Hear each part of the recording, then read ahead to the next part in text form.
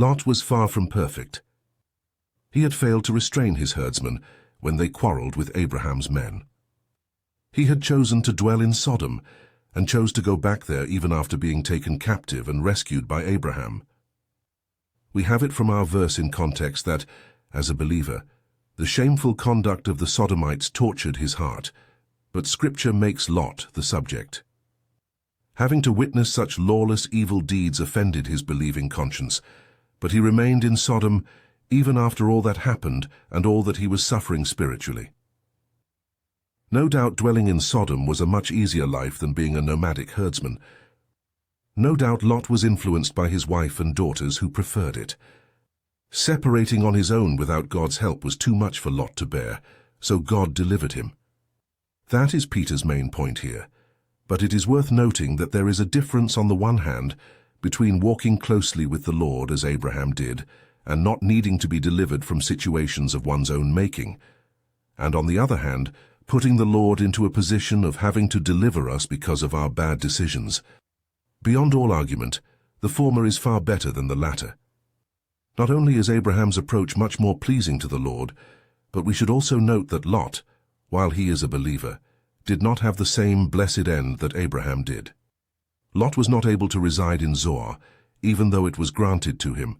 His fear was no doubt occasioned by him being held responsible by the residents for the fate of their kinsmen. Genesis chapter 19, verse 30. The affair with his daughters resulted in producing the Moabites and the Ammonites, inveterate enemies of Israel, as opposed to Abraham's seed of promise.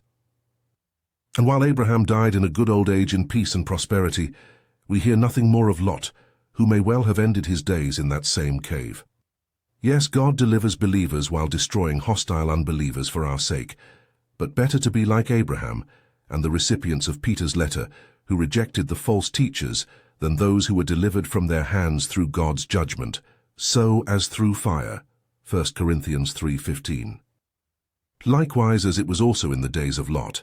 They ate, they drank, they bought, they sold, they planted, they built, but on the day that Lot went out of Sodom, it rained fire and brimstone from heaven and destroyed them all. Even so will it be in the day when the Son of Man is revealed. Luke chapter 17, verse 28 through 30. Rescuing the godly, keeping the unrighteous under guard, verse 9 and 10. For the Lord knows how to rescue the godly from temptation, and to keep the unrighteous under guard in punishment for the day of judgment, especially those who in their lust pursue the polluting of the flesh, and so despise God's divine authority. 2 Peter 2, 9 and 10. The Pt.6 ends here.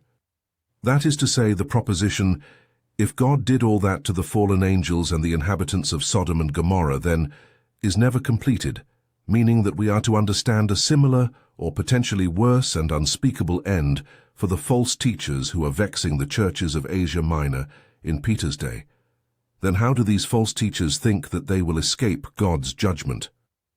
I want to remind you that although the Lord saved all his people from the land of Egypt at the start, in the end, he destroyed those who proved unfaithful, and the angels who did not keep to their own realm but deserted their proper habitation. He has imprisoned with everlasting chains in the gloom below, that is, in the abyss, in anticipation of the judgment of that great day, just as he did with Sodom and Gomorrah and their neighboring cities. For they all prostituted themselves in the same manner as these angels did, having pursued sexual relations, literally flesh, inappropriate for them, that is, outside of the natural order. And so it is that they have been appointed an example and incurred the penalty of eternal fire. Jude chapter 1 verse 5 through 7. Peter affirms Jude's analysis and adds in the Spirit that the fact of being involved in and promoting sexual indiscretion, aselgeia, will make God's judgment upon these false teachers all the more certain, swift, and horrific. Their punishment will continue until the last judgment, meaning temporal judgment and eventual death in this life, and then being kept in torments after this life is over until the last judgment occurs. But many of the godly believers here who are rescued from temptation, we have to understand, have placed themselves in need of that rescue, just as Lot did. Noah did nothing wrong. Lot was complicit by choosing his place of residence, and confirming it by continuing there even after his first rescue by Abraham. The believers in Peter's day who are not following the false teachers are the Noah group. The fact of being harassed by this eventuality of attack from without is not their fault, and God will deliver them. That set of believers, on the other hand, who are giving these false teachers a hearing, or still worse, believing anything they have to say, are the Lot group. God will deliver them as well, assuming that they do not abandon their faith entirely, but that deliverance will be a Lot type and not a Noah type, wherein instead of being a witness to others for their good conduct, they are instead delivered by a gracious Lord in spite of their questionable conduct. Paragraph 3, verses 10 through 16. Reckless, self-willed, not fearing to blaspheme angelic powers, literally glories, although this is a place where even elect angels of much greater strength and power will not go, so as to bring against them, that is, the demons, a blasphemous judgment before the Lord, that is, to curse them. But these men, like dumb animals, that is, rather than human beings with even modest common sense, destined by birth to be captured and destroyed, blaspheme in matters they do not understand, will themselves be utterly destroyed as a result of their destructive behavior.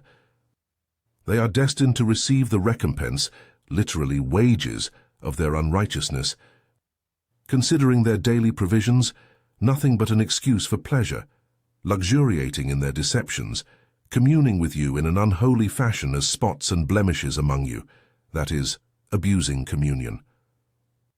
With eyes full of adultery, and on the lookout for sin without restraint, they entrap those insufficiently grounded in the truth. They are accursed children, whose hearts are well trained for greed. Having left the straight way behind, they have wandered astray and followed the way of Balaam, son of Beor, who loved the pay that comes from unrighteous behavior. But he received a rebuke for his exceptional madness when his mute beast spoke in a human voice and restrained that prophet's folly. 2 Peter 2:10 through 16. Blaspheming angels, verse 10 and 11. Reckless, self-willed, not fearing to blaspheme angelic powers, that is, demons, literally glories. Although this is a place where even elect angels of much greater strength and power will not go, so as to bring against them, that is, the demons, a blasphemous judgment before the Lord, that is, to curse them. 2 Peter 2:10 and 11. Having reminded us in the previous paragraph of the divine precedence for judging the likes of these false teachers, Peter, as Jude did before him, now goes on to examine some of their more dangerous characteristics. This exercise is helpful in revealing their true character, their particular methodology of deception, and the brazenness of their behavior, factors which should all enhance the determination of readers to stay far away from such individuals and their teaching. These descriptions of the truth below the surface may not promote their recognition, however, as almost all such false teachers are very effective at hiding their wolfish nature beneath a thick covering of wool. For that reason, this section is even more necessary, because by impressing upon his parishioners and us the dangerous nature of these false teachers, our brethren of the past then and we now should be both more intent on discovering them before they do damage, and less apologetic about calling them out for what they are, rather than being foolishly tolerant of their evil.